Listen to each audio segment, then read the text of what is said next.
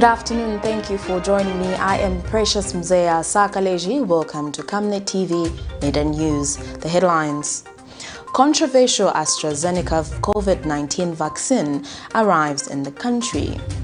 UPND'S ROMEO KANGO'MBE slapped with a 2-year suspended jail sentence but qualifies to stand as MP. Join me with the Midday News in detail after this commercial. A qualified, impartial and professional journalist, news editor, video editor or newscaster? Camnet TV is looking for more professionals in the media industry. For more details, call 0962 965883 or send your details to our email info@camnettvafrica.com. Camnet TV, not just another channel. And other media news in detail. The highly talked about COVID-19 vaccine known as ASTRAZENECA has arrived in the country. The vaccine arrived at the KANGO'MBE International Airport on Monday around 14:20 hours. The consignment, which consists of over 228,000 doses, had been received by the Health Minister Jonas Chanda and other ministry officials and international dignitaries. The COVID-19 vaccine AstraZeneca is in the country amid its concerns of its efficacy among stakeholders. This is because the history accompanying this vaccine is highly questionable, especially on the African soil.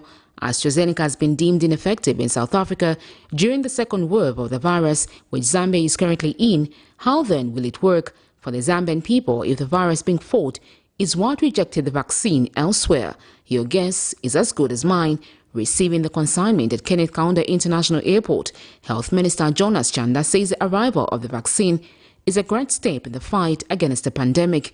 He insists the vaccine will be given in a phased manner and in confidentiality. That the rollout of the vaccination program will be in line with the National Vaccine Deployment Plan, which provides guidance on the prioritization criteria for the administration of the vaccine. The goal is to ensure that those that are most at risk receive the vaccination phase. The vaccine will be administered to all eligible persons above the age of 18. That is 8,438,118 Zambians, or 46% of the total population.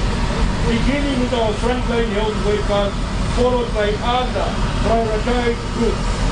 I wish to reiterate that no one will be left behind as long as they are willing and volunteering to be vaccinated. Over the next few days, the available vaccine will be distributed to all parts of the country where they are needed. COVAX facility, as I said, is free and will cover 20% of the eligible adult population. That is 3,676,791 people. While the remaining 26%, or 4,761,327 people, will be covered under other pillars under the vaccine program approved by Cabinet, which will be supported by our donors, cooperating partners, the private sector, and indeed the government of the Republic of Zambia. The minister also mentioned that members of the public should erase their concern that the vaccine is not safe for the Zambian people. He insists the vaccine is okay. We are all aware that there are some safety concerns that have arisen regarding some of the vaccines that are currently being rolled out, including AstraZeneca and others. I want to reassure the nation that the Ministry of Health, SAMRA, and the Zambia National Public Health Institute, working with global bodies and our cooperating partners, continue to monitor the evidence as it emerges and will continue basing our decisions on sound scientific evidence and guidance from the World Health Organization and other reputable authorities. As of now, the benefits of vaccination with AstraZeneca far outweigh any perceived risk. As we implement the Zambia COVID-19 vaccination program, pharmaceutical quality, safety, and efficacy considerations remain critical for Zambia and will put in place a robust monitoring system being overseen by the Ministry of Health and its statutory body, SAMRA. The minister has also called on members of the public to ignore assertions that the vaccine is not safe for the people. The consignment was received by the international dignitaries, among them the European Union, the American Embassy, and other United Nations members. Sharon Kalimbula, Camnet News, Lusaka. A lifeless body of an unidentified male resident of Lusaka's Kabanana compound in an area known as Kwamaichola has been discovered. The residents have since attributed the numerous killings in the area due to limited police presence. Sharon Kalimbula was in the area and now reports.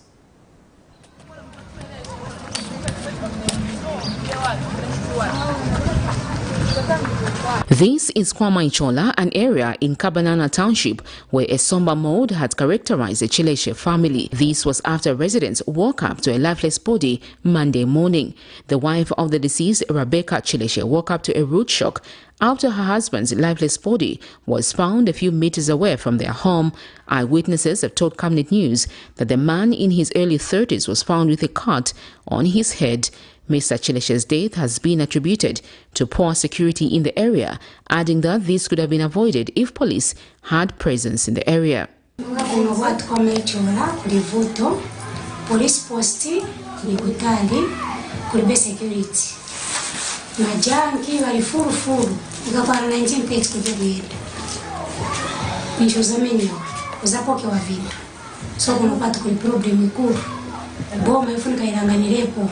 Police abakuthi baledumwena ko ifine twalufya badimwe kabesi bayipaya so tulefa sana kuno kube security tulipanshi batumfwe kona ifobene tulefa police tatwakwata market kuno tatwakwata clinic tatwakwata nameshi tatwakwata nomba makamaka abantu okwetwamba okulufya nomba mumkwata chiwe mechile chitika kuno kwa Maichola. The residents also accused the police of failing to respond quickly when matters are raised by members of the public. Police ni kudada kwa kukachitika vitu. Pako tuwabwele wa polisi kudu, nishawa shuru, nishumamenye. Hele wa polisi kudu wali fast kubwele, ngati mkawala, waya menyewa. Ngati mundu wafa, mwone waja, wafa itaimvera ngani kuma 04. Bati, babo utenga kuma 10. Kuma 10 wanzepe wa 10. The deceased is survived by 3 children and a wife. Sharon Kalimbula, Camnet News, Lusaka. In other news, the Worldwide Fund for Nature has observed with concern that water resources have been negatively impacted by climate change, high population growth and rapid urbanization over the last decades, affecting water-dependent sectors and the overall economic performance at large. WWF Zambia Government Relation and Strategic Partnership Manager Isabel Mkelebai notes that this calls for urgent need to be more strategic in the management of these resources for sustained social and economic development. She says that the relationship between economic development and the environment in Zambia cannot be overemphasized. Speaking during a media briefing ahead of the launch of the Strategic Investment Pathway Report based on a case study of the Zambezi Basin in Lusaka Monday, Ms. Mkelebai notes that the need to strengthen private sector participation in the water sector. WWF Zambia, in partnership with ABI and BEV through Zambia Breweries PLC, commissioned a study in the first quarter of 2019 to assess the policy environment for sustainable strategic investment led by the private sector with a focus on the Zambezi River Basin. One of the biggest challenges, I think, for private sector is about helping them to de-risk their businesses. As you know, many of the businesses in Zambia depend on water, and this is why WWF has been very strong on the aspect that Zambia is actually a blue economy. What do we mean by that? I think the current narrative we see is that everybody considers, Zambia being a copper economy because we are strong on commodity trade. But you do know that every economic sector will not run without water. You do know that the economic wheels of this country will not turn if our water levels go down. We are experiencing heightened threats to water availability, arising from many factors, including climate variability that we are experiencing in the last few years. So what that means is that in terms of national planning, we really need to get it right in terms of making sure that we don't get to a level where, we are experiencing water scarcity. An organization as Zambian Breweries, in terms of the report that is being spoken of today, and how is it that we find, or rather we think, that this report benefits not just this country alone, but we all know that the Zambezi Basin speaks to different countries in the region. It is important for us because this report and the investment pathways that are being presented are speaking to projects that will speak to resource management, projects that will speak to water efficiency. How do you use water? What initiatives can we come up with to use water efficiently? Sesheke Central UPND Member of Parliament Romeo KANGO'MBE has left the Chinsali Correctional Facility after paying 10,000 kwacha the Chinsali Magistrate Court had ordered him to pay. Mr. KANGO'MBE was slapped with a 2-year suspended sentence, meaning he will not serve it from prison but outside. This, however, means that Mr. KANGO'MBE is still eligible to contest for Member of Parliament in 2021. Chinsali resident Magistrate Julius Malata last week found Mr. KANGO'MBE guilty of assaulting 2 police officers. Magistrate Malata has since warned Mr. KANGO'MBE that against a similar offense within 2 years or risk being handed a stiffer punishment. Mr. KANGO'MBE had been in prison since last week when he was convicted of the offense.